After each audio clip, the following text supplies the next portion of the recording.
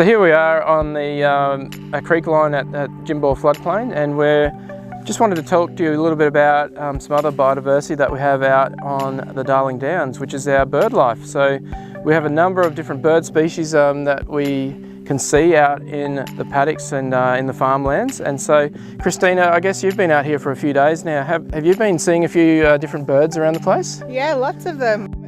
Quite a few species of parrots, so red-rumped, red-winged parrots, cockatiels, galahs. All of them love to nest in these big old river red gums.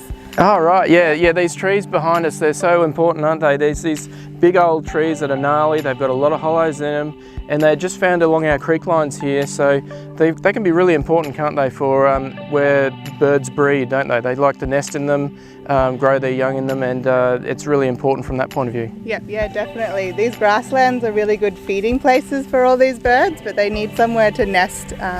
That's what these trees provide. So what are some of the species you've found actually nesting at the moment?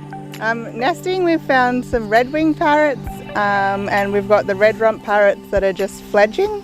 And there's also a few wood swallows that are nesting in some of the older stags.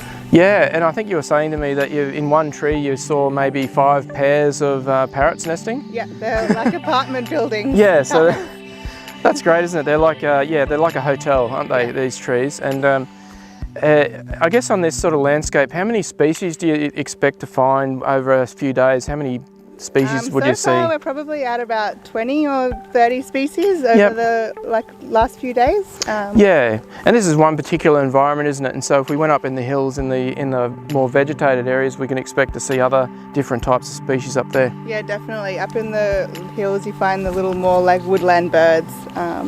Honey eaters and things like that. Great, yeah, and this is all just part of that overall biodiversity survey effort, isn't it? We just want to know about our bird life, we want to know about our reptiles, our mammals, so this is just another way to do that, isn't it? Yeah, definitely. Yeah, oh well, thank you for that, and we'll catch you again.